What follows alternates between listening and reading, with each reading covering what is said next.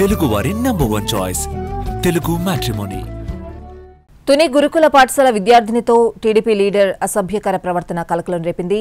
మనవరాలి వయసున్న బాలికతో అసభ్యంగా ప్రవర్తించిన నారాయణరావుపై పోలీసులు పోక్సో కిడ్నాప్ యాక్ట్ నమోదు చేశారు. మరోవైపు ఈ వివాదం రాజకీయ రంగు పులుముకోవడంతో నేతల మధ్య డైలాగ్ వార్ నడుస్తోంది.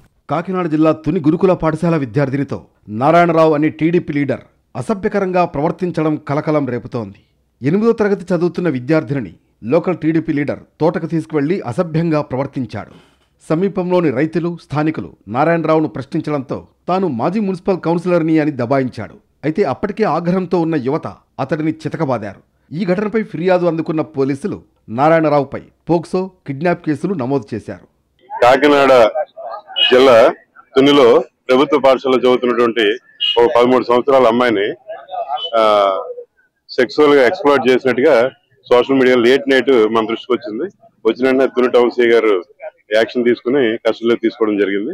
మనకి ఉదయం అంతా వెరిఫై చేసి అమ్మాయిని ఐడెంటిఫై చేసి అమ్మాయి తల్లిదండ్రులు ఐడెంటిఫై చేసి రిపోర్ట్ తీసుకుని పోక్సో కింద చట్టం కింద కేసు పెట్టడం జరిగింది.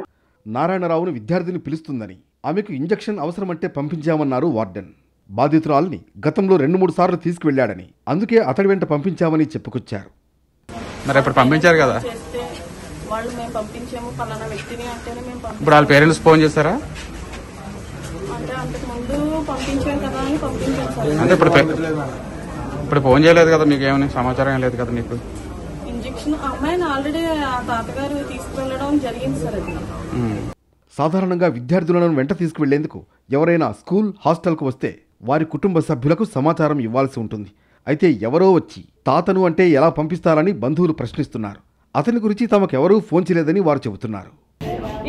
అయితే మాత్రం అమ్మా ఇలా నీ బిడ్డనే కాసం పలానా అతను తాతయ్య అని వచ్చాడు, తాతయ్య కాదా మీరు చూసుకోండి, ఇలా ఫోన్ చేయలేదండి, అలా ఫోన్ చేయలేదు, రండి చూసుకోండి, ఆ తాత మామ ఎవరో మా సంబంధం లేదు, అలాగని ఫోన్ చేయలేదండి మాకు. హోంమంత్రిగా మహిళ ఉన్న రాష్ట్రంలో ఇలాంటి ఘటనలు జరగడం దారుణమన్నారు వైసీపీ నేతలు.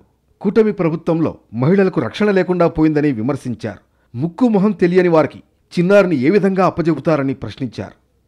సాక్షాత్తు మహిళా హోంమంత్రి, ఒక మహిళా హోంమంత్రిగా ఉన్న రాష్ట్రం, ఆమె సొంత నియోజకవర్గానికి పక్క నియోజకవర్గం, అందులో ఒక బాలికకి ఎలాంటి సంఘటన జరిగింది, ఆ నియోజకవర్గానికి ఎమ్మెల్యే కూడా ఒక మహిళ, పక్కనే ఉన్న నియోజకవర్గానికి కూడా ఎమ్మెల్యే మహిళ, చుట్టుపక్కలంతా మహిళలే ఎమ్మెల్యేలుగా ఉన్నారు, ఒక ఆమె హోమ్ మినిస్టర్గా ఉన్నారు, అయినా బాలికలకు రక్షణ లేదు. మరోవైపు ఆ మైనర్ బాలికకు తండ్రి లేడు, తల్లి కష్టపడి చదివిస్తోంది. కుటుంబ సభ్యులు వస్తే మాత్రమే పిల్లల్ని పంపించాల్సి ఉండగా వార్డెన్ మాత్రం అతడితో ఎందుకు పంపించారు అనేది విచారణ చేస్తున్నారు పోలీసులు. రాను రాను క్షీణిస్తానని చెప్పడానికి ఇది ఒక తార్కాణం. మైనర్ బాలికని తీసుకెళ్లి హాస్టల్ని తీసుకెళ్లి అత్యాచారం చేయడం అనేది చాలా దురదృష్టకరం, తీవ్రంగా ఖండించాల్సినటువంటి విషయం. నేను ముందు చెప్పినట్టుగా రాష్ట్రంలో శాంతి భద్రతలు క్షణక్షణం క్షీణిస్తూ ఉన్నాయనే దానికి తార్కాణం.